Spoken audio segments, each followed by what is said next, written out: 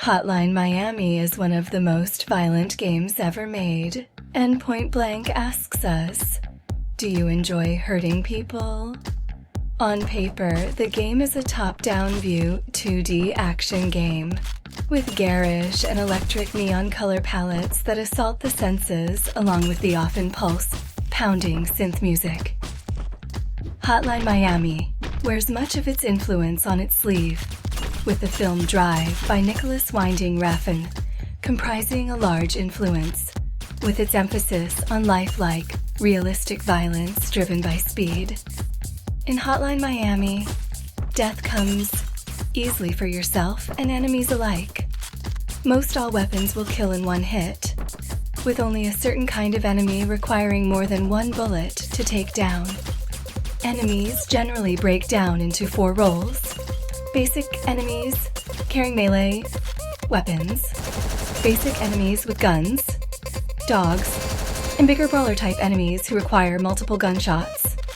Dogs are naturally very fast and have a large lunge range that is difficult to predict, making them deadly.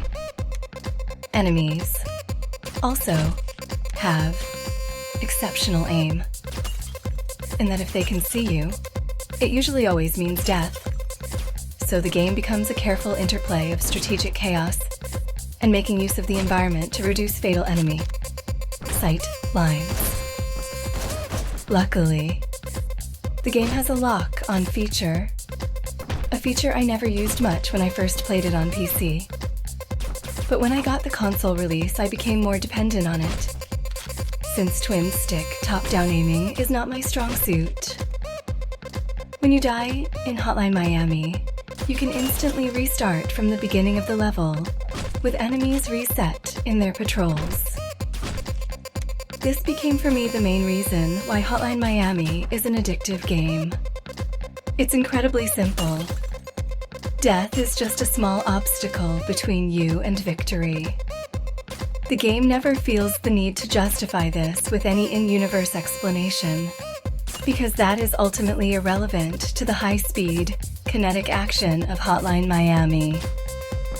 Since death is instant, it means a single mistake ruins that run.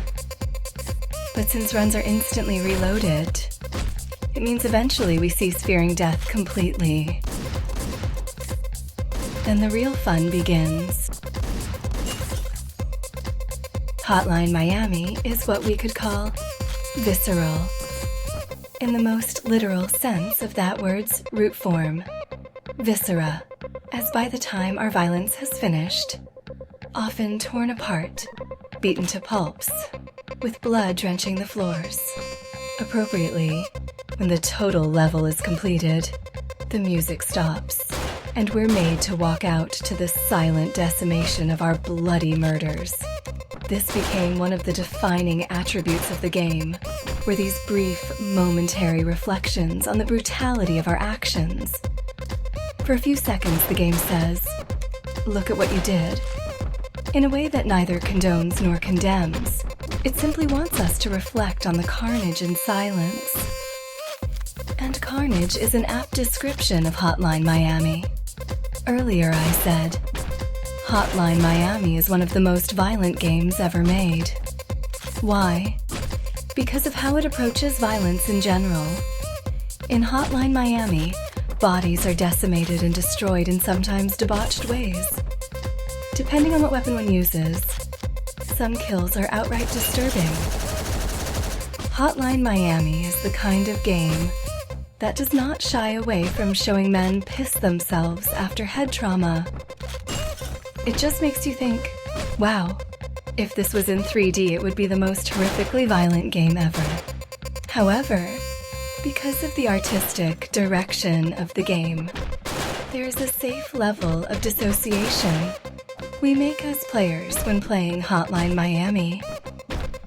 Because the violence is top-down, we're instantly detached from the immediacy of the action, meaning we can watch this grotesque violence without emotional registration of its horror, because the top-down view combined with the pixelated 2D graphics divorces us from the reality of our actions. However, this raises a question an important one. What happens when Hotline Miami's gameplay is brought to 3 dimensions and with realistic graphics and gore? That will be, in my opinion, one of the most controversial games that could be released, and most games qualify for the mature rating.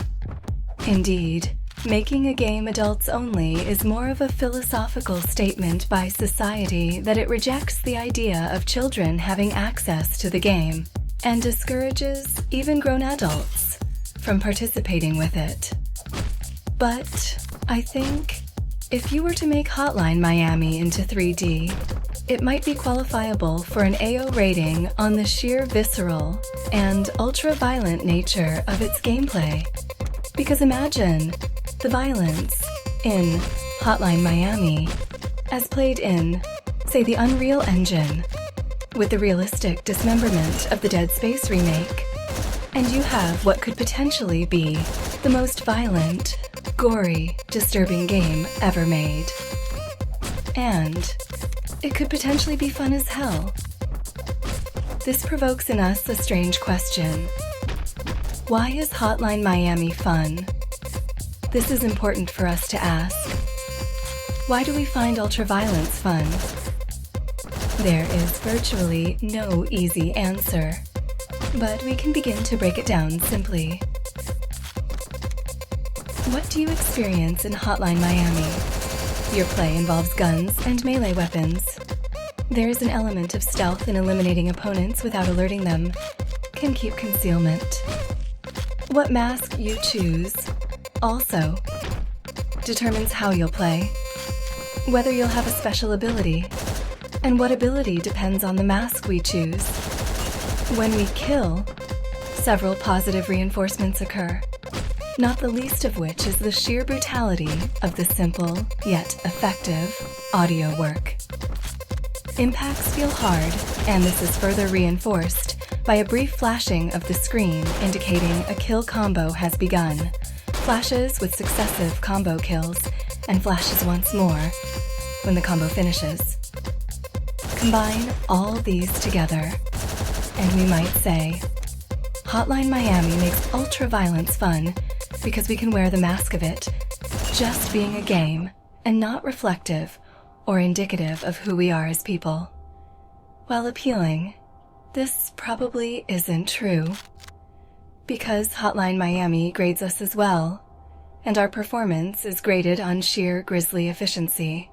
Hotline Miami doesn't reward not dying. Hotline Miami rewards brutality by positively rewarding us for succeeding at it. That, in the end, is a complex way of saying Hotline Miami understands one thing. Killing is primeval. What that means is that killing precedes humanity and will probably exist forever in some form or another. That is possibly the horror present in the pixels of Hotline Miami's 2-dimensional gore. The haunting possibility that killing will always exist, so long as humans do.